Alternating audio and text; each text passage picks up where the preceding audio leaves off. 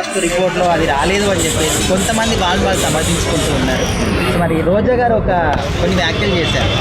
జగనన్న కాళ్ళు గడిగి పవన్ కళ్యాణ్ ఎత్తిన పోసుకో అనే విధంగా అన్నారు. సో వీటిని మీరు ఏ విధంగా?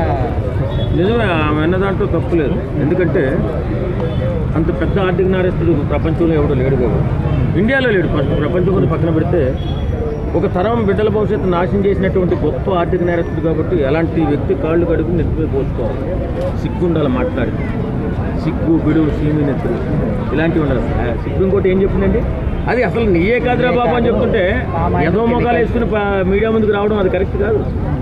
ప్రజల్ని ఎర్రోళ్ళని చేయకూడదు, ఎర్రోళ్ళని పిచ్చోళ్ళని చేసి వేళ బర్రెల్లాగా రోడ్ల మీద దొలికే సాంప్రదాయం కాదు.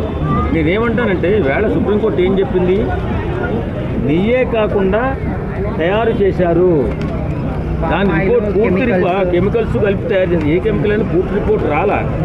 అయినా సరే వీళ్ళేదో గొప్ప మాకు ఘనత చేసినట్లు మీడియా ముందుకు వచ్చి మాట్లాడుతూ కింద పడి దొరుకుతుంది రోజా. నిజంగా మా కాలపు అంటే మా తరం మహాపతివ్రత రోజా గారు మాట్లాడుతుంటే చాలా, ఎందుకంటే ప్రతిదాన్ని తిమ్మిని బొమ్మిని చేయడం, బొమ్మిని తిమ్మిని చేయడం ఆమెకు అలవాటే. ఎందుకంటే చాలా చక్కటి, ఆమె ఎక్కడ పాదం పెట్టినా ఆ పాదం తాలూకు వాల్యూ అందరికీ తెలుస్తుంది కాబట్టి.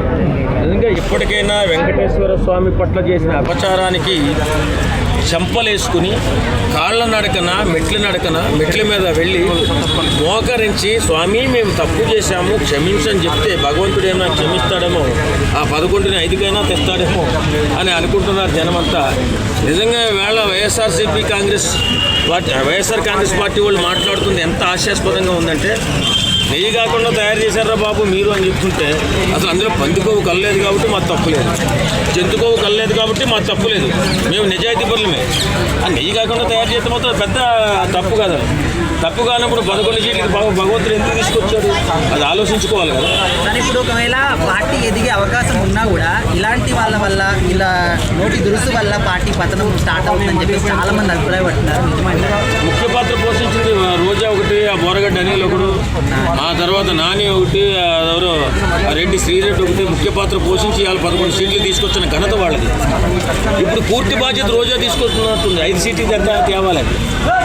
జరిగిన సంఘటన, జరిగిన తప్పుని క్షమించమని అడిగితే ప్రజలైనా భగవంతుడైనా క్షమిస్తాడు.